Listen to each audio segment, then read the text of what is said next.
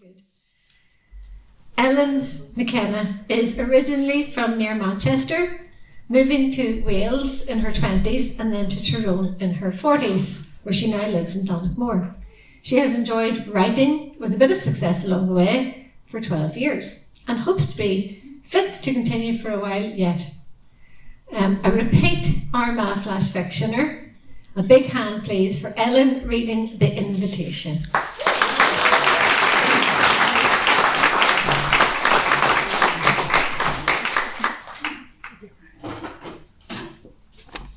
Hi. The Invitation. The envelope dropped innocently through the letterbox to land with barely a sound on the mat. Daphne was intrigued, as apart from the occasional slew of junk mail, she gave little employment to the postman. The envelope was handwritten. Even more interesting, she thought, as she sat at the kitchen table to open it, then pulling out a cream-coloured card with gold lettering.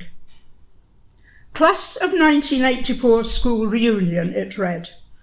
You are invited to come along to our reunion bash at the Imperial Hotel on Saturday, 29th of June 2024 at 8 p.m. Just bring your memories. RSVP, Paula Brown. There was an email address provided to send a reply. Well, thought Daphne, trust her to be organising it. She remembered a slightly snotty-nosed teenager who always came in the top 3 at exam time and seemed to be picked to represent their class at every event. Still, it might be fun. It wasn't as if she had a hectic social life, and it would be interesting to see how people had got on over the years. And so she found herself standing alone at the side of the room, clutching a now warm glass of white wine in one hand and a plate holding nibbles in the other, wondering how soon she could make her escape. She knew she should be mingling, but what would she talk about? She was an only child whose parents had died a few years ago. She had never married, had no children, and worked from home. Plenty of scope for conversation there, she thought. There were a few faces she recognised, but everyone had changed. Susan had put a bit of weight on, and David looked pale and drawn. He gave the impression that he was either ill or did not have a happy home life. Alan obviously still thought he was the class Lothario, slouching nonchalantly while eyeing up the women in the group. Her eyebrows rose as she spotted Jennifer, who was now blonde and wearing a lot of makeup, chatting to Paula, who looked as if she was bound for a day at the races. Daphne had herself brought a new dress and shoes and had her hair done for the event. She had rationalised her unusually rash spending with the thought that she couldn't really attend wearing her normal attire of leggings and t-shirt, which was all she ever needed working from home. Her computer did not comment on her sartorial elegance, or lack of it. She could not alter her personality, though, so stood alone and tongue-tied, wishing she could slip her feet out of the new shoes, which were now pinching badly.